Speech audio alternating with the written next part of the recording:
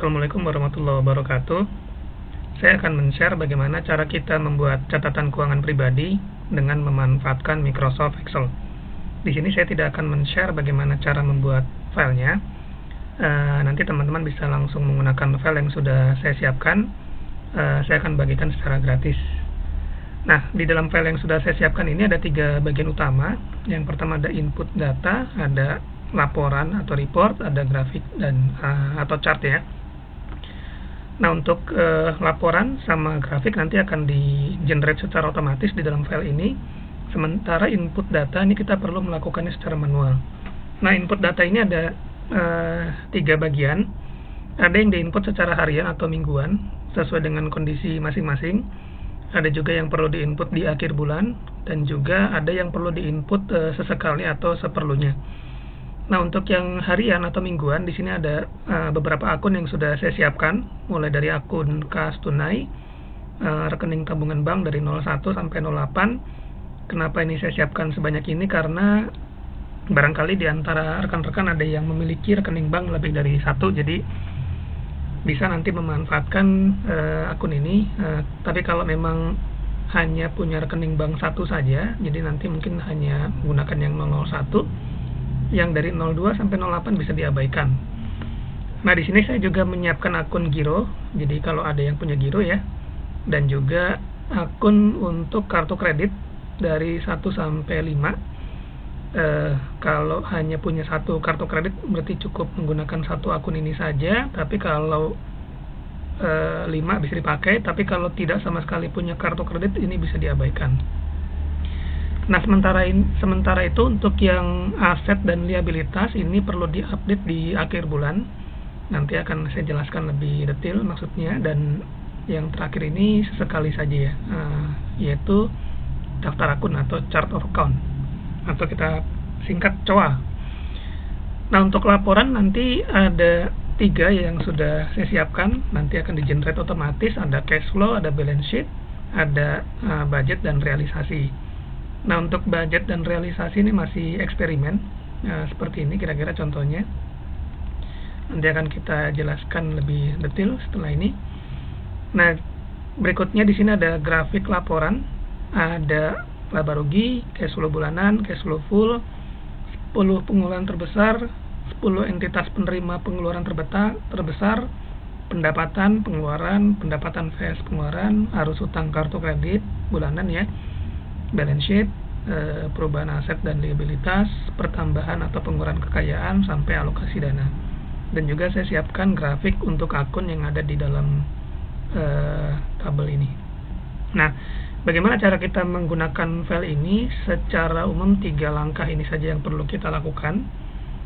Yang pertama, kita siapkan dulu COA-nya. Ini adalah yang paling penting ya. COA ini adalah bagaimana cara kita memandang akun-akun dalam laporan keuangan kita. Jadi di sini saya sudah menyiapkan contoh COA. Di sini ada 1 tabel besar ya, atau boleh dibilang master data. Ada kolom nama akun, ada kode. COA-nya saya buat sampai level 6. Ada COA 1 ya, COA 1 ini maksudnya COA level 1. Level 2, level 3 sampai level 6. Nah, ini hanya contoh yang saya siapkan. Di sini yang kode ini sengaja saya kosongkan, barangkali ada yang butuh kolom kode ini ya. Di beberapa laporan keuangan tertentu ada yang kadang butuh kode akun ya, misalnya 000, misalnya AA1 gitu ya, atau A2 gitu, 3 dan seterusnya. Tapi kalau nggak dipakai ya kosongkan saja, tidak ada masalah. Nah, di sini struktur yang saya buat adalah seperti ini. Jadi akun terdiri dari secara level 1 ya, terdiri dari pendapatan, lalu ada pengeluaran, ada aset, ada liabilitas dan ada ekuitas. Ya, lalu di level 2 untuk pendapatan sendiri saya buat ada 2 bagian, yaitu ada pendapatan tetap, ada pendapatan tidak tetap. Yang tetap ini ada gaji sendiri, ada gaji bulanan, ada tunjangan saya bagi lagi, ada THR, tunjangan kinerja, tunjangan cuti dan seterusnya. Nah, sekali lagi ini hanya contoh, jadi teman-teman bisa buat sendiri, modifikasi sendiri COA yang ada di dalam contoh ini, termasuk yang di bawahnya. Jadi pengeluarannya juga saya buat seperti ini strukturnya. Pengeluaran ini saya buat ada kebutuhan rumah tangga, transportasi, bank dan finansial, kebutuhan pribadi, kesehatan, sosial, ibadah, asuransi, sama pengeluaran lainnya. Untuk aset saya buat menjadi dua, ada aset lancar dan tidak lancar, dan liabilitas hanya satu, saya buat liabilitas lancar. Ekuitas hanya satu, modal awal. Nah, untuk yang berikutnya mungkin tidak perlu saya jelaskan, tapi pada intinya kita hanya membuat akun ini sistematis ya, menjadi beberapa level. Sengaja saya buat sampai level ke-6 karena barangkali ada yang ingin membuat breakdown atau sistematika COA yang ya mungkin punya cara sendiri, silakan saja. Nah, di sini di kolom yang paling kiri ini udah saya pakai rumus ya, jadi rumusnya bisa nanti dipakai kalau memang ada yang ditambahkan. Misal contoh nih ya. Nah, di sini saya coba berikan contoh, misalnya saya ingin menambahkan satu akun lagi. Di sini silakan di-insert, sisipkan. Yang bagian ini tinggal di-copy aja dari atas ke bawah. Dia NA ini karena memang dia mengacu ke kolom sebelah kanan ya. Jadi kalau kita tulis di sini konten tertentu, dia akan otomatis. Jadi di sini ada jadi pengeluaran karena dia mengambil di sini. Kalau kita tambahkan lagi, dia akan berubah lagi jadi pengeluaran lainnya. Terus di sini pengeluaran lainnya apa ya? Misalnya biaya jasa pengiriman ya. Kan kadang-kadang kalau kita ngirim paket ya, atau beli paket di toko online, ada biaya jasa pengiriman ya. Nah, di sebelah kanan ini saya juga menyiapkan kolom namanya budget bulanan untuk eksperimen. Untuk biaya jasa pengiriman ini tentunya nggak ada budget bulanan ya, saya tulis 0. Untuk kolom berikutnya di sini ada alokasi dana. Alokasi dana ini hanya saya isi untuk yang aset dan liabilitas ya. Misalnya di sini kas tunai saya alokasikan untuk dana darurat, untuk rekening bank 1 sebagai dana operasional, bank 2 sebagai dana darurat, dan seterusnya sampai ke giro ya. Yang investasi suku tabungan ini sebagai dana investasi. Terus di sini ada BPJS TK, ini BPJS tenaga kerjaan, JHT itu jaminan hari tua. Saya kategorikan dana hari tua termasuk yang JP ya, jaminan pensiun. DPLK ini dana pensiun lembaga keuangan. Barangkali di antara rekan-rekan ada yang juga punya rekening DPLK. Di sini saya kategorikan sebagai dana hari tua. Untuk tanah, bangunan, kendaraan, merek dagang, sama aset tidak lancar lainnya saya kategorikan alokasinya bukan dana ya. Nah, untuk yang kartu kredit itu saya kategorikan sebagai dana operasional, termasuk utang konsumtif, utang kantor, utang lainnya. Nah, di sini saya juga membuat contoh apabila ada di antara rekan-rekan yang juga barangkali ada yang jadi sekretaris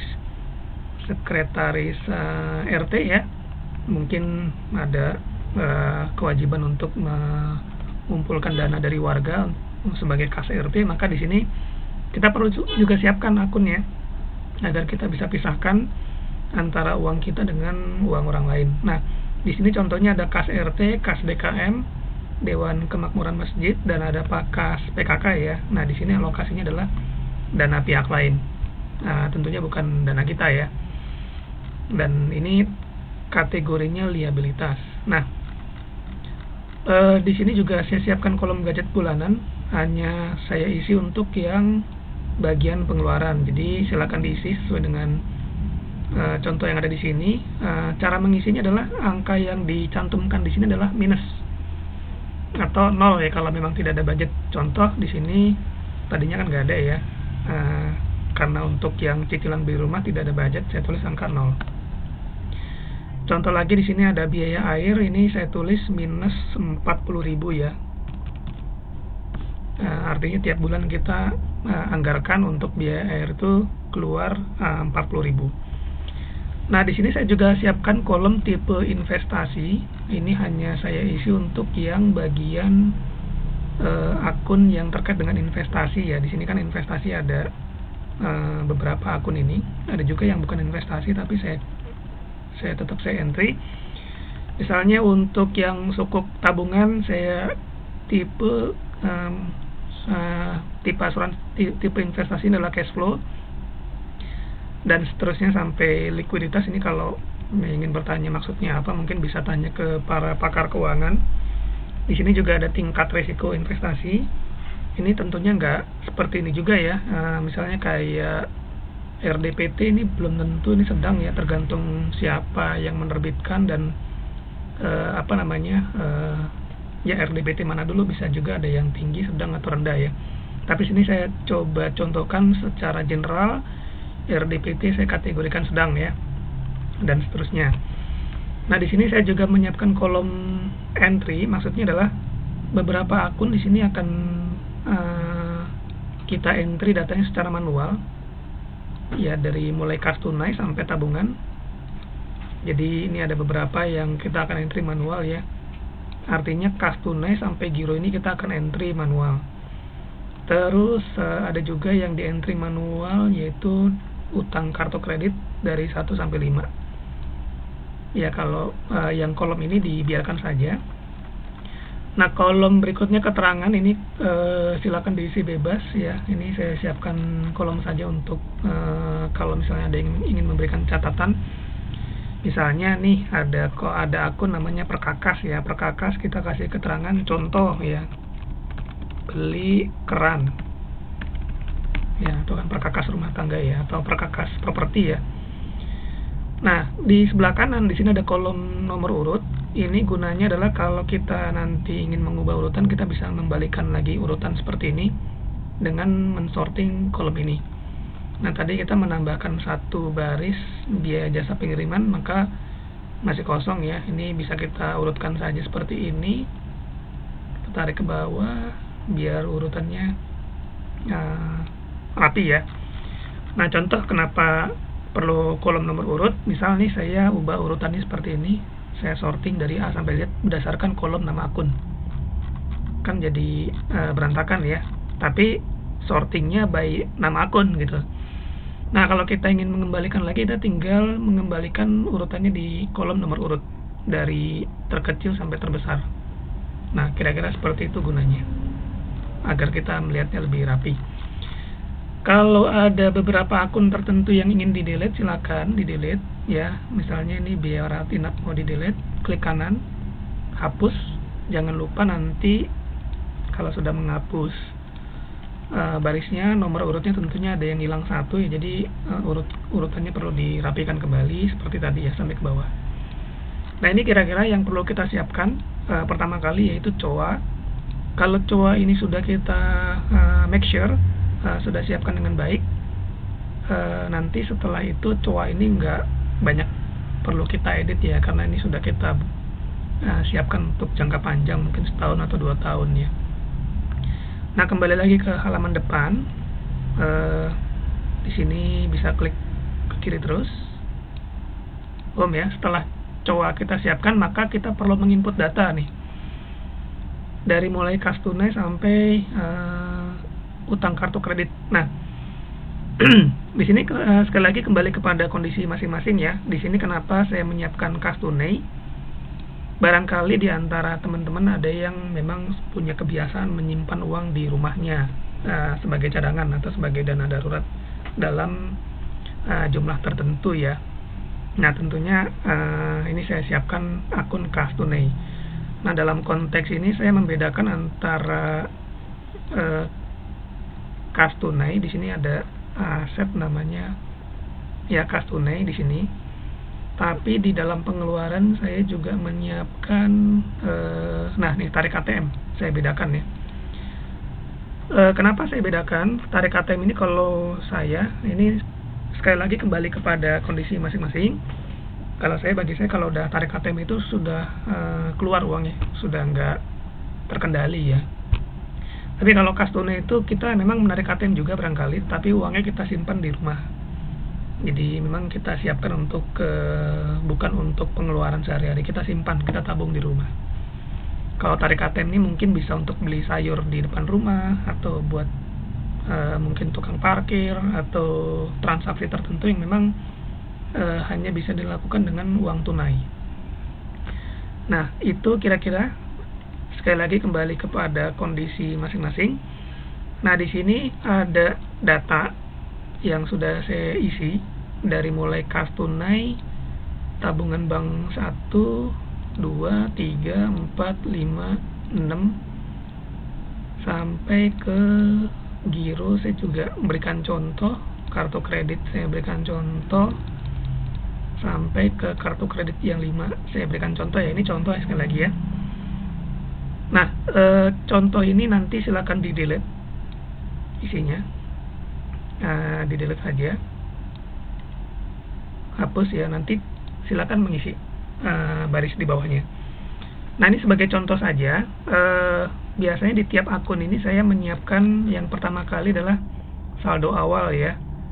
Kan sebelum file ini kita buat, tentunya kita punya saldo awal ya. Barangkali contoh di sini kas tunai, saldo awalnya itu ya 0, jadi tulis saja 0 di sini. Nanti untuk kolom saldo dia akan hitung otomatis. Jadi kalau misalnya contoh nih, saya punya saldo awal ketika file ini dibuat untuk kas tunai, misalnya ada 1 juta.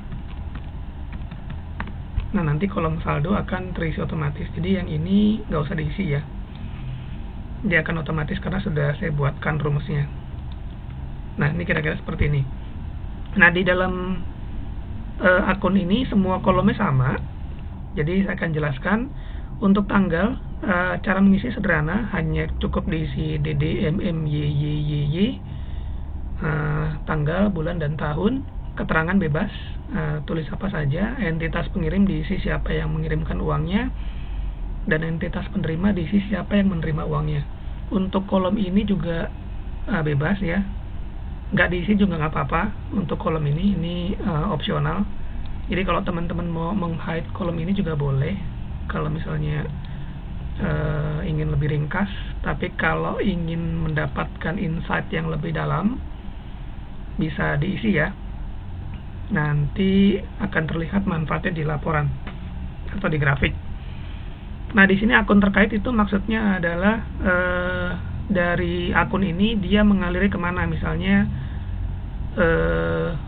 mengalirnya kemana atau dari mana ya.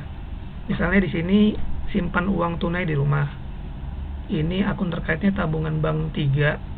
Artinya uang 400.000 ini asalnya dari tabungan bank 3. Jadi kalau kita lihat di tanggal 28 bulan 1, di akun bank 3 ini juga ada nih simpan uang tunai di rumah.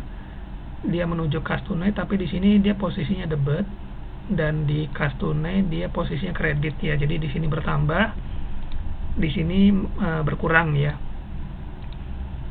Kira-kira seperti itu, angkanya sama 400, dan di sini juga 400 ya, dan seterusnya sampai ke bawah.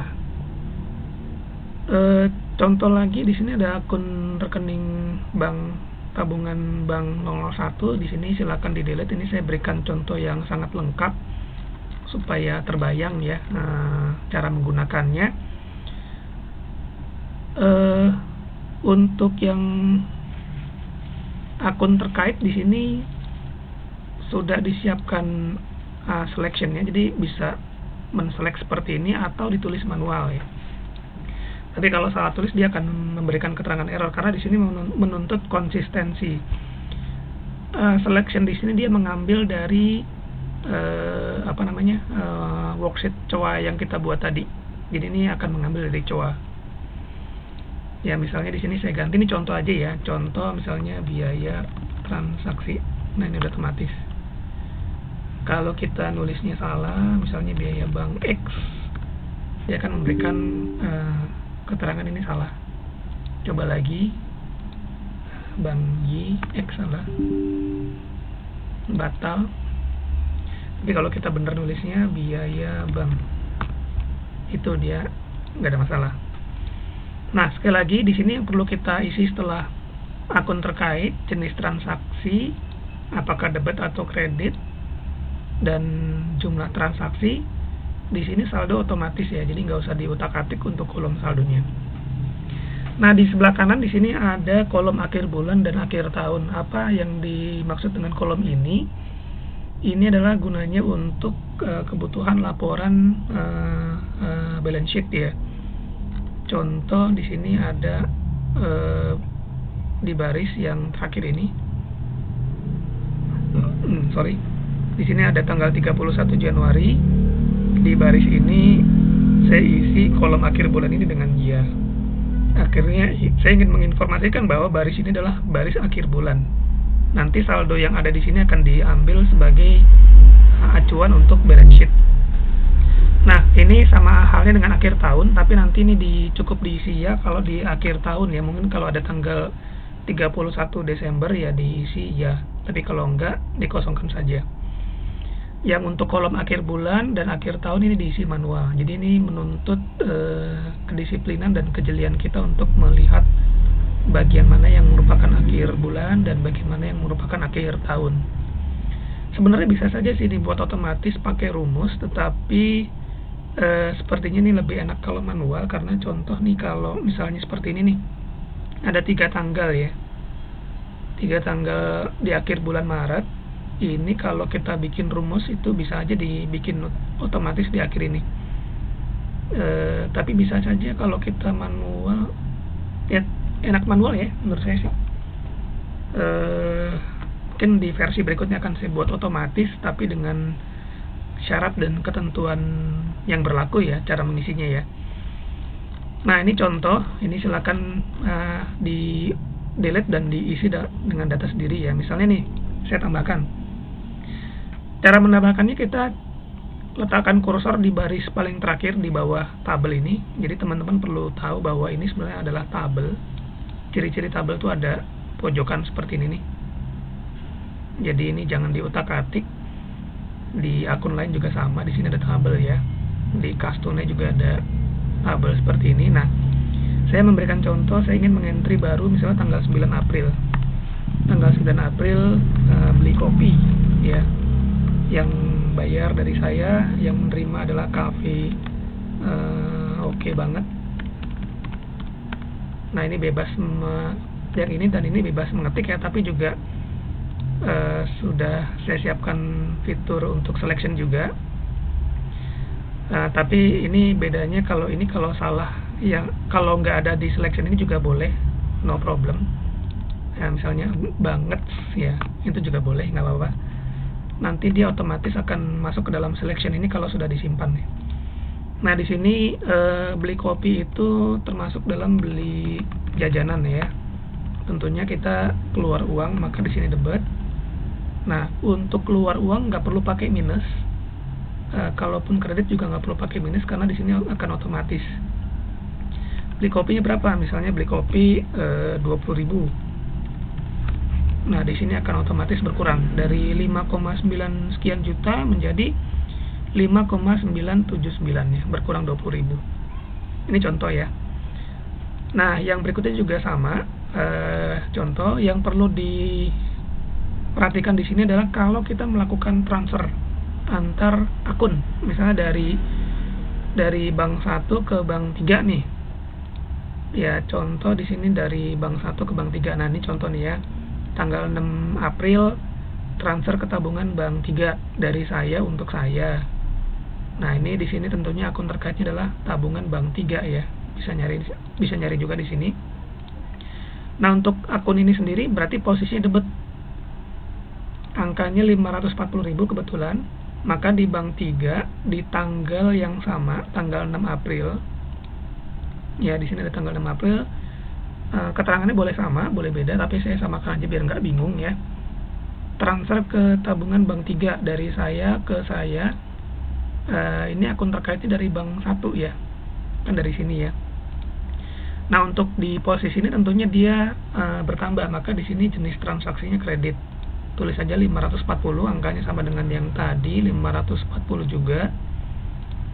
Dan di sini otomatis dari 3 juta, menjadi 3,6 ya, karena bertambah 540.000.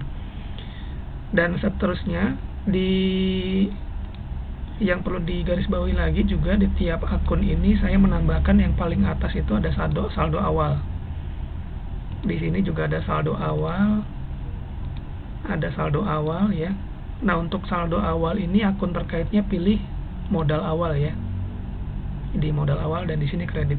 Jadi semuanya sama nih. Untuk yang baris paling pertama, modal awal, kredit, berapa saldo awalnya, ya. Kalau misalnya nggak ada, ya boleh ditulis kredit dan di sini angkanya 0. Kira-kira seperti itu. Nah, berikutnya ada, kalau untuk giro sama ya seperti tadi. Nah, berikutnya ada kartu kredit. Nah, untuk kartu kredit ini ada satu hal yang perlu digarisbawahi. Misalnya di sini ada kartu kredit Bank 1, ya. Di sini ada contohnya, ada di tanggal 7 bulan April. Nah, di sini ada bayar utang kartu kredit Bank 001 dari saya ke Bank AAAA. Di sini akun terkaitnya tabungan Bank 01, artinya saya bayar kartu kredit ini dari rekening Bank 01, ya. Nah, positioningnya begini. Kita lihat dulu di rekening Bank 01, ya. Tanggal 7 bulan 4. Nah, di sini ada juga bayar utang kartu kredit Bank 01 dari saya ke Bank AAA. Ini tujuannya ke utang kakak Bank 01. Nah, tentunya di dalam akun ini posisinya adalah debit. Saya bayar kartu kreditnya sebesar 260.000. Nah, di akun kartu kredit itu di tanggal yang sama, bedanya adalah di sini asal muasal dari akun tabungan Bank 01 dan tentunya di sini kredit, ya. Nah, sebesar 260.000. Sehingga saldonya 0, artinya saldonya 0 ini sudah tidak ada tagihan, ya. Yang tadinya tagihannya kan 260.000, ya, minus, ya, artinya itu ada utang sebesar 260.000. Nah, yang lainnya sama, di sini sama semua seperti yang tadi. Nah, kira-kira itu yang perlu kita entry. Nah, nanti kalau ini semua sudah kita entry, nanti laporan arus kas ini akan terbuat otomatis, ya. Nah, sebelum ke laporan, di sini saya akan memberikan contoh lagi untuk yang aset liabilitas bulanan. Jadi ini hanya diisi di akhir bulan. Contohnya ada di dalam worksheet ini, ya, atau teman-teman bisa mengklik menu tadi, ya. Ini yang saya sebenarnya sudah saya siapkan linknya, ya. Tinggal klik di sini. Nah, ini saya membuatnya seperti ini. Ada kolom bulan akun COA 1 sampai ada kolom saldo akhir bulan. Nah, bagaimana cara mengisinya? Di sini secara contoh sudah saya contohkan seperti ini.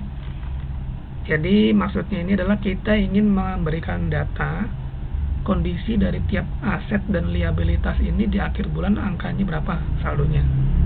Nah, yang perlu kita isi ini adalah semua akun aset dan liabilitas yang tidak kita entry secara manual di dalam Excel ini. Kan di dalam COA ini kan tadi ada yang saya isi ya untuk entry, ya. Nah, ya ini berarti ini kan di entry manual, maka yang tidak ya ini angka akhir bulannya perlu kita entry di dalam worksheet tadi, perlu kita entry. Nah, bagaimana caranya? Saya sudah menyiapkan alat bantu. Di sebelah sini ada alat bantu aset dan liabilitas. Tinggal copy paste aja untuk asetnya ke sini. Ya, ini seperti ini. Ini nanti yang kolom COA ini akan otomatis. Lalu kita copy lagi yang dari sini untuk liabilitasnya. Nah, saya ingin membuat informasi, atau katakanlah ini contohnya sekarang sudah akhir bulan April, ya. Berarti tanggal berapa tuh? 30 April. Ya, seperti ini. Ini bisa di copy ke bawah sama semua. Atau bisa juga seperti ini, saya sudah bikin rumus di contoh di atas. Ini end of month. Ya boleh juga kalau mau meniru seperti ini. Ini saya tulis seperti ini. tanggal 1 bulan April, dia akhirnya di tanggal 30 ya, ini boleh juga. Tapi intinya kita ingin memberikan data di akhir bulan April lah, gitu, seperti itu kira-kira. Nah ini oke. Mungkin ini ada jarak ya, beda ya. Mungkin kita bisa paste sebagai teks ya di sini, paste sebagai teks.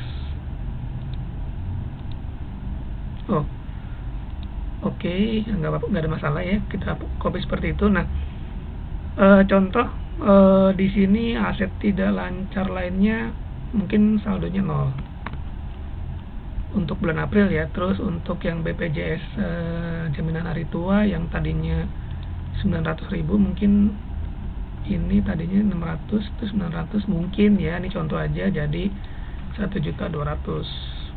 Ini mungkin bisa dilihat di dalam akun BPJS Ketenagakerjaan, bisa login.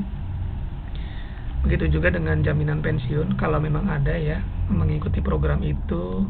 Ini saya hanya contoh, mungkin di sini contohnya 200.000. Kalau ada yang punya akun DPLK juga boleh. Di sini 800 jadi 1,2, berarti di sini contohnya 1,6. Kira-kira seperti itu. Kalau memang bertambah ya. Nah ini contoh yang nggak bertambah, misalnya emas, ini tadinya 1 juta, saya nggak beli lagi emas.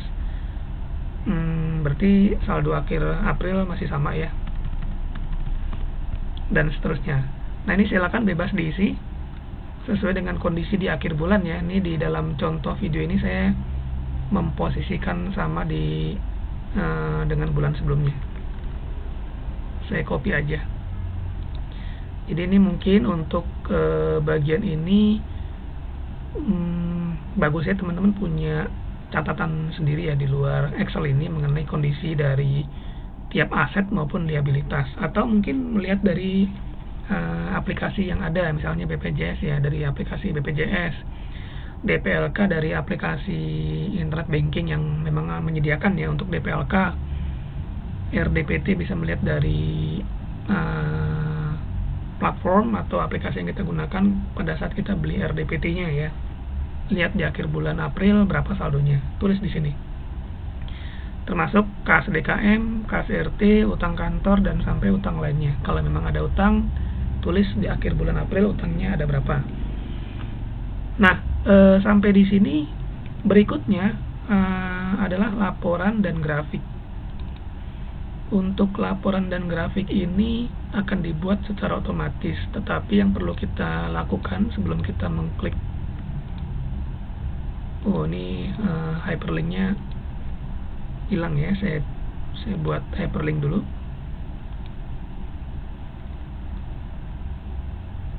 Harus cash flow. Oke, di sini. Ini apakah hilang juga? Oh, ini hilang juga. Oke, saya buatkan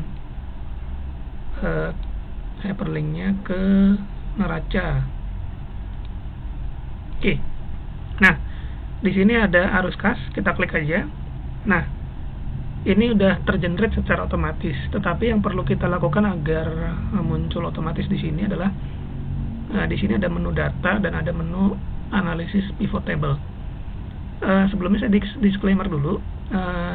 Office yang saya gunakan menggunakan bahasa Indonesia. Jadi kalau ada yang menggunakan Office menggunakan bahasa Inggris, barangkali menunya tampilnya dalam bahasa Inggris ya. Jadi silakan disesuaikan. Nah, sebelum tampil di sini, kita perlu mengklik menu data, lalu refresh semua, diklik dulu, dan letakkan kursornya di dalam tabel ini, lalu klik menu analisis pivot table dan refresh. Boleh refresh ini, boleh refresh semuanya. Ya. Nah, nanti kalau sudah mengklik kedua tombol tersebut, dia akan otomatis muncul. Jadi di sini ada pendapatan kita, di sini ada pengeluaran. Pendapatan ini mulai dari pendapatan tetap, ada gaji, pendapatan tidak tetap, ada pendapatan lain-lain. Nah, struktur ini mengikuti COA yang sudah kita buat. Dan di sini ada angka tiap bulannya. Oke. Nah, berikutnya di sini juga ada pengeluaran, ada bank dan finansial, kebutuhan pribadi, kebutuhan rumah tangga, dan seterusnya sampai ke bawah ya. Ini saya sortingnya defaultnya by abjad ya, dari B, K, terus P, S gitu ya. Nah, angkanya juga otomatis, dan di sini muncul angka minus karena memang pengeluaran kita buat minus ya. Nah, artinya di sini pemasukannya 5 juta, pengeluarannya 4,8, sehingga totalnya untuk di bulan Januari tahun 2023 itu sisanya 891.000 sekian ya, sisa yang bisa kita tabung ya dari semua pengeluaran yang ada, dan seterusnya sampai bulan keempat. Ini bulan keempat ini karena belum selesai di dalam contoh yang saya buat, angkanya juga belum lengkap, dan secara keseluruhan ini selama bulan Januari sampai April totalnya itu kita pendapatan 24,4 juta, pengeluaran 17 juta, saldonya itu 6 juta yang kita tabung ya. Kita juga bisa filter di sini, filter misalnya kita ingin melihat yang bulan 3 2023, tinggal diklik saja, maka akan tampil seperti ini. Kalau ingin melihat semuanya, kembali lagi bisa diklik seperti ini. Oke. Ini untuk yang cash flow ya. Nah, rekan-rekan kalau mengarahkan kursor di sini akan muncul di sebelah kanan bidang pivot table. Bisa diabaikan, tapi kalau ada yang mengerti cara menggunakan pivot bisa eksperimen, silakan bebas mau eksperimen. Tapi dalam video ini saya tutup saja. Nah, di berikutnya ada namanya di laporan balance sheet. Nah, balance sheet ini terkait dengan aset dan liabilitas. Nah, sekali lagi di sini kita klik dulu menu data, lalu refresh, dan di analisis pivot table kita klik refresh atau refresh semua ya. Ini juga ada pilihan, ada refresh semua. Oke. Nah, di sini setelah kita klik refresh tadi muncul otomatis ya, muncul di layar perubahan. Jadi di sini kita dapat melihat kekayaan kita. Ya, kekayaan kita misalnya di sini ada aset lancar itu ada emas di bulan, saya contoh di bulan Maret aja ya. Di bulan Maret ini kita emas ada 1 juta. Investasi peer to peer lending 1 juta, lalu saldo giro kita 8,8, tabungan 3 jutaan, dan seterusnya sehingga total aset kita 400 juta. Oh, gede sekali nih, karena di sini juga ada aset tanah dan bangunan ya. 350 juta. Di sini kan kita catat di sini ya. Tanah dan bangunan di akhir April itu 350 juta ya. Tetap perlu dicatat karena bisa jadi ada aset tanah dan bangunan yang harganya berubah ya. Mungkin bisa dilihat dari NJOP-nya. Nah, untuk liabilitas di sini ada informasi kas DKM yang numpang di rekening kita itu ada 200.000 di bulan Maret ya. Oh, ini kalau ini saya ubah dulu tampilannya supaya kolom atas tetap kelihatan. Kita freeze pane. Oke. Nah, bulannya kelihatan ya. Oke.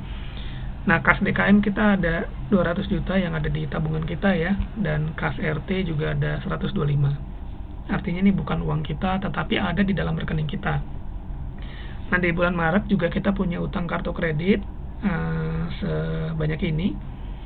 Nah, sehingga kalau kita simpulkan kita punya aset totalnya itu 407 juta dan kita punya liabilitas 605.000 ya untuk bulan Maret. Sehingga kekayaan kita itu adalah 406 juta.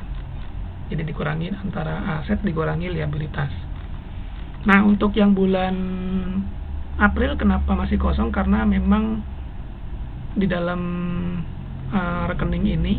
di dalam tabungan ini kan kita belum mencantumkan ya. Contoh di tabungan 1 ya. Tabungan 1 ini kalau kita buka, kita kan baru sampai tanggal 9 April, jadi belum sampai akhir bulan. Sementara di bulan Maret kita sudah mencantumkan di 31 Maret Di sini kita cantumkan akhir bulan. Contoh nih, misalnya kita anggap tanggal 9 April ini akhir bulan. Ya, saya tulis ya. Seperti ini.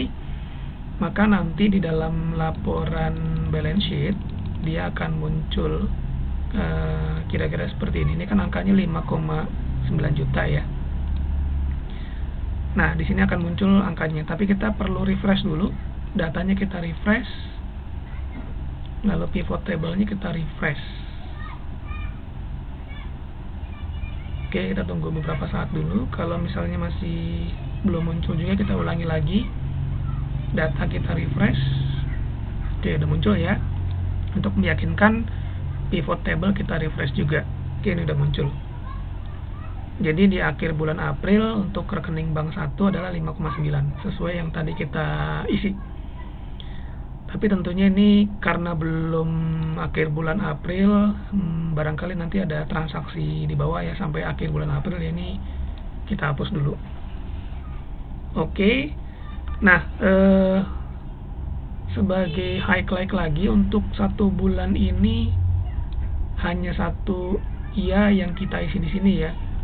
Nah, misalnya di sini ada bulan Maret juga ya, dari tanggal 1 Maret sampai 31 Maret. Di sini hanya 1 ya di sini. Jadi di atasnya jangan diisi ya lagi. Demikian pula di bulan-bulan sebelumnya. Nah, bulan April juga gitu ya. Nanti kalau udah di akhir bulan April 1 yang diisi iya di kolom akhir bulan. Oke, di sini kita kembali lagi ke balance sheet. Karena kita tadi sudah kita delete, kita refresh lagi, dia pasti akan hilang. Ini kita refresh di pivotnya. Oh, kadang-kala 2 kali ya, data kita refresh lagi. Tunggu beberapa saat, pivot kita refresh lagi. Oke, hilang ya. Nah, kira-kira seperti ini. Ya, ini otomatis dibuat. Nah, berikutnya adalah grafik laporan. Grafik laporan juga otomatis. Sama seperti tadi ya, ini data, kita refresh dulu dan kita klik dulu grafiknya, nanti muncul menu analisis pivot chart. Ini bisa diklik refresh semuanya, jadi nanti untuk semua pivot table yang ada dalam Excel ini kita refresh. Kalau sudah di refresh, nanti data di dalam grafik ini akan muncul sesuai dengan yang sudah kita input ya. Contoh di sini ada grafik laba rugi Januari, kita laba itu artinya besaran pendapatan lebih besar ketimbang pengeluaran ya. Di sini 800.000 ya, kita bisa nabung ya. Februari lebih kecil ya, tapi lumayan lah, ada 200.000. Maret 2 juta kita bisa nabung. Bulan April 3,3 juta ya, ini pun juga belum sampai di akhir bulan ya. Ini kan gede nih karena THR. Nanti kalau di akhir bulan mungkin bisa lebih tinggi ya untuk bulan April ya. Nah, di sini saya juga menyiapkan grafik cash flow bulanan. Ini gunanya adalah untuk memantau keuangan harian. Semakin kita, ini saya buat seperti ini ya, dari tanggal 1 sampai 31, saya generalisasi tiap bulan itu selalu sampai tanggal 31 ya, walaupun ada juga yang sampai tanggal 28 seperti Februari. Tapi saya ambil maksimal di sini. Jadi, ini gunanya kalau kita ingin memantau harian ya, dan kita bisa gunakan ini untuk melakukan penghematan ya.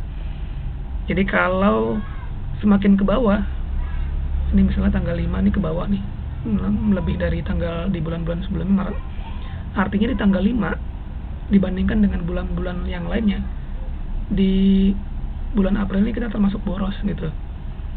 Tapi kalau misalnya contoh di tanggal 5 untuk bulan Februari ya, yang warna orange ini kita di atas, berarti kita hemat ini. Tanggal 5 itu termasuk hemat untuk bulan Februari. Nah, artinya kalau kita tahu nih, misalnya di bulan April ini sampai ke bawah, oh besoknya ini kita jangan spending lagi, kita hemat-hemat. Supaya nanti kita bisa bertahan tetap di atas. Gitu kira-kira manfaatnya. Oke, ini cash flow bulanan. Nah, ini cash flow full ini adalah nanti akan kelihatan seperti detak jantung ya. Dan tergantung nih, kalau kita banyak surplus ya akan cenderung naik, tapi kalau banyak defisit nanti dia akan kecenderungannya turun. Jadi ini sebenarnya adalah gabungan dari cash flow bulanan saya rangkai menjadi panjang.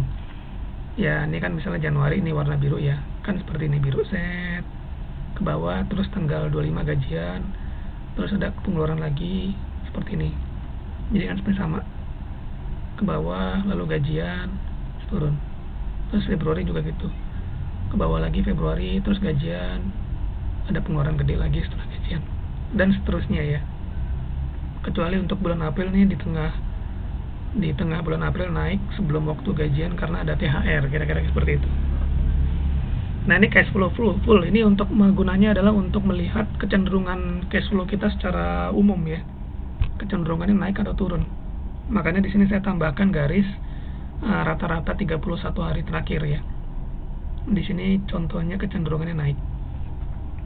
Kalau ada kecenderungan turun, wah kita harus hemat pengeluaran kita. Nah, di setiap grafik ini saya juga menyediakan filter ya. Ini bisa filter, bebas pilih. Ini juga filter, jadi bebas pilih. Di sini filter di sebelah kanan. Misalnya kita hanya ingin melihat filter bulan Maret 2023. Nah, kira-kira seperti ini. Kalau ingin kembali, klik pilih semuanya. Oke. Untuk cash flow bulanan juga seperti itu. Di sini saya sudah siapkan filter seperti ini. Misalnya saya hanya ingin melihat bulan Maret. Nah, bulan Maret kan sama ya, kecenderungannya seperti ini. Ini kan warna abu-abu. Grafiknya sama tuh. Polanya seperti ini. Naik di tanggal 24 karena Maret ini gajian tanggal 24. Ini juga sama. Seperti itu. Oke, ini kalau mau mengembalikan tinggal klik filternya lagi, klik semuanya. Nah, berikutnya di sini ada grafik 10 pengeluaran terbesar. Jadi kelihatan dari grafik ini paling besar itu adalah belanja dapur dan rumah tangga ya, bulanan. Lalu ada bulanan untuk istri, untuk ibu, untuk bapak, dan seterusnya. Di sini juga bisa kita filter, misalnya filter saya ingin melihat di bulan Maret ya. Nah, kira-kira seperti ini. Oh, sama juga, paling besar itu bulanan untuk istri ya. Paling kecil untuk 10 besar ini Ziswaf tidak rutin. Oke. Kalau kita balikin lagi, kita klik filternya dan klik semuanya. Dan di sini ada 10 entitas penerima pengeluaran terbesar. Nih, ini adalah manfaat dari kalau kita mengisi yang bagian ini ya, entitas penerima nih. Yang tadi saya sampaikan nggak diisi pun nggak apa-apa, tapi kalau kita isi kita bisa mendapatkan insight uang kita tuh ngalir ke siapa sih. Nah, di sini kita bisa ngeliat kebanyakan uang dalam contoh file ini mengalirnya itu ke PT Swalayan Express ya. Kemungkinan spending untuk belanja dapur dan rumah tangga ya. Dan ini juga ada yang penerimaan yang besar, ada istri, ibu, dan bapak ya. Ada PT Software Keren, ini contoh aja. Ini contoh, kalau nggak salah itu ada biaya subscription tahunan untuk aplikasi 365 dan seterusnya ya. Ini juga bisa difilter kayak tadi. Oke. Lalu di sini ada pendapatan. Pendapatan saya buat seperti ini, Januari, Februari sampai April. Ini warna biru ini adalah gaji bulanan, warna abu-abu ini pendapatan tidak tetap lainnya, ini lain-lain dan seterusnya. Ini warna orange ini THR ya. Ini berarti bulan April ini belum gajian, ini sudah tinggi pendapatannya karena sudah dapat THR, alhamdulillah. Oke, di sini pengeluaran juga kita lihat seperti ini. Ini ke bawah grafiknya ya, karena memang minus pengeluaran. Warna hijau kebutuhan rumah tangga, warna biru ini sosial dan seterusnya. Untuk pendapatan saya buat kategorinya nih berdasarkan akun ya.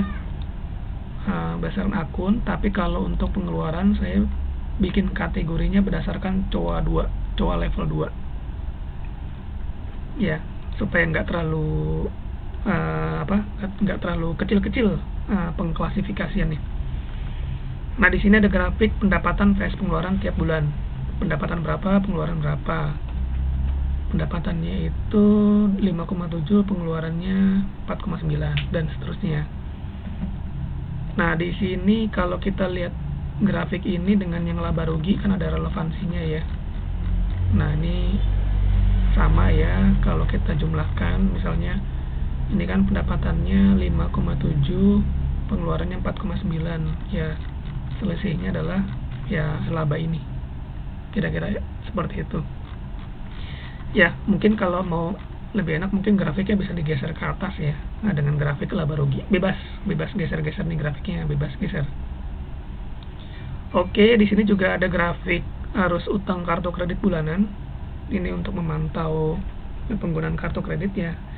Kalau dalam contoh ini kartu kredit hanya digunakan sebagai alat bantu bayar, bukan untuk ngutang sebenarnya. Membantu supaya cash flow kita lebih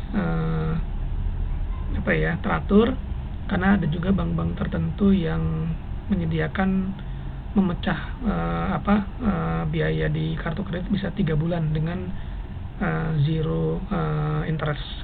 Itu membantu untuk cash flow ya. Nah, ini bisa kita gunakan untuk memantau arus di kartu kredit kita secara bulanan. Nah, di sini ada neraca. Neraca ini adalah gambaran kekayaan kita. Ini di bulan April ini turun karena memang belum terisi semua ya, yang di atas tadi. Yang di report ini kan belum terisi ya, jadi turun. Nanti kalau ini udah terisi tentunya dia nggak turun seperti ini.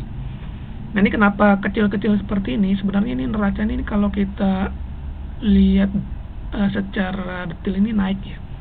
Ini kan gede karena bangunan ya. Kalau kita filter, misalnya filter di sini saya klik akun asal, ini kita bisa klik ini, lalu kita ingin menampilkan semuanya kecuali tanah dan bangunan, kita klik ini. Oke. Nah, kan kelihatan naik gitu ya. Jadi dari kekayaan kita itu 50 juta sekian, terus di bulan Maret itu naik ya, berapa tuh ya, pokoknya naik lah ya. Dan kita bisa melihat di sini terdiri dari apa kekayaan kita. Dan di bawah ini ada yang ke bawah minus, karena memang saya sudah buat grafiknya. Kalau ada di bulan itu utang yang masih belum dibayar, dia akan ke bawah. Cuma memang klasifikasinya enggak saya munculkan di sini, dia memang ke bawah ya. Kalau utang udah dibayar, dia akan naik ke atas. Dan kalau ini naik ke atas, yang ujung atasnya juga naik, gitu kira-kira seperti itu. Nah, kalau mau dibalikin lagi juga bisa. Di sini kita klik, lalu kita pilih semuanya. Oke. Nah, lalu ada grafik perubahan aset dan liabilitas. Ini maksudnya adalah perubahan kekayaan tiap bulan. Jadi untuk bulan Januari, karena ini baru pertama kali kita buat dalam contoh file ini, tentunya belum ada perubahan kekayaan. Terus di sini di bulan Februari ada perubahan ya, asetnya bertambah 2 juta, tapi kita juga nambah utang 1,3 gitu. Ini bulan Februari.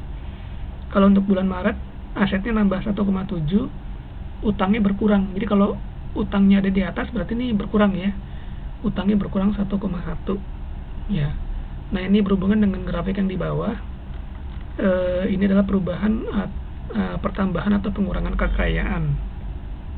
Di bulan Februari kita bertambah kekayaan kita 1 juta ya, ini karena 2,3 dikurangi 1,3 jadi 1 juta ya kan.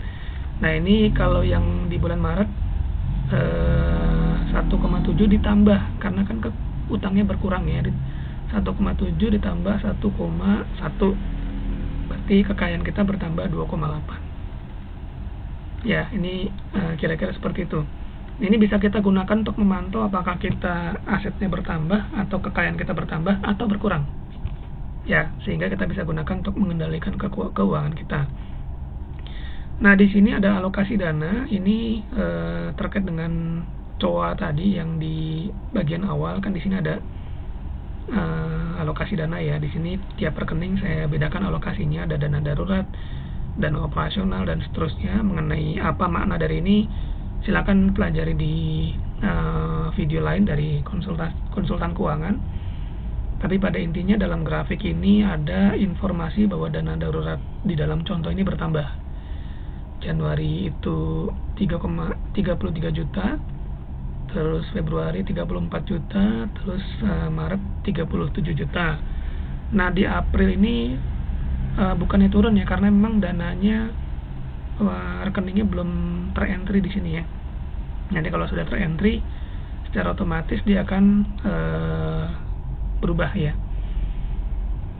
Nah, begitu pula dengan dana operasional, ini kelihatan dana operasionalnya turun. Untuk dana hari tua naik stabil, karena biasanya kalau di yang bekerja di perusahaan biasanya memang rutin ya, perusahaannya memberikan fasilitas atau kompensasi di DPLK atau di BP Jam Sostek atau BPJS Ketenagakerjaan. Nah, ini untuk grafik laporan. Oke. Di sini saya juga menyiapkan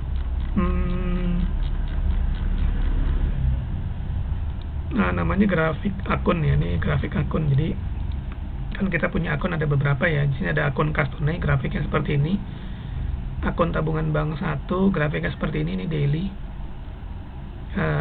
Tabungan bank 2, bank 3, 4, 5, 6 sampai kartu kredit juga ada grafiknya ini ke bawah, karena kartu kredit itu sifatnya liabilitas ya. Agar konsisten saya tampilkan minus tetap ke bawah. Setiap kali ada pembayaran kartu kredit dia pasti ke atas ya, 0 ya. Dan seterusnya. Oke, ini grafik akun. Have fun untuk grafik ini. Terus yang terakhir ini ada budget dan realisasi. Nah, untuk yang ini adalah eksperimen. Jadi ini masih percobaan ya, karena saya belum menemukan cara yang paling tepat untuk bisa membuat laporan antara budget dan realisasi secara otomatis. Kenapa saya sebut eksperimen? Karena di sini dalam file ini saya cantumkan budgetnya itu di dalam COA ya. Di sini kan di dalam COA itu data. Nah, di sini ada kolom budget bulanan. Ya, ada plus ada minusnya. Kalau saya cantumkan di sini plusnya, kita nggak perlu repot-repot lagi kalau ingin melakukan budgeting. Cukup mengganti atau mengisi angka-angka yang ada di sini pada akun yang sifatnya pengeluaran ya. Itu plusnya, simple jadinya. Jadi angkanya otomatis muncul di sini. Misalnya biaya air, budgetnya minus 40.000, realisasinya minus 25.000 untuk bulan Januari. Februari seperti ini. Nah, itu plusnya, simple. Minusnya, kekurangannya adalah yang namanya budget itu kan tiap bulan bisa berubah-ubah ya. Jadi kalau di dalam COA ini sudah saya tuliskan budgetnya, maka dia akan berlaku untuk semua bulan. Jadi budgetnya sama nih, air budgetnya 40.000, minus 40.000, 40.000, sama semua. Kalau ini kita ganti, airnya itu misalnya, mana ya, biaya air, misalnya saya ganti menjadi minus 45.000 budgetnya. Nah, ini nanti dia berubah nih, harus kita refresh dulu, data kita refresh, tunggu berapa detik. Lalu pivot table kita tunggu ini selesai dulu ya, ada menjalankan query di belakang. Setelah selesai baru kita refresh. Nah, ini jadi berubah kan, budgetnya 45.000. Memang simple tapi jadi jadi tidak historical ya, karena kan kita ingin lihat juga budget di bulan Januari mungkin berbeda budgetnya dengan bulan Maret gitu ya. Jadi historinya hilang, histori budget di bulan Januari. Itu kekurangannya. Jadi nanti mungkin di versi selanjutnya akan saya buat cara lain untuk bisa melakukan budgeting bulanan ya. Tiap bulan bisa berbeda-beda. Nah, kira-kira seperti itu file ini. Nanti rekan-rekan bisa download file ini, saya cantumkan di dalam deskripsi di dalam video ini ya. Kalau ada pertanyaan silakan tulis di komentar. Terima kasih. Assalamualaikum warahmatullahi wabarakatuh.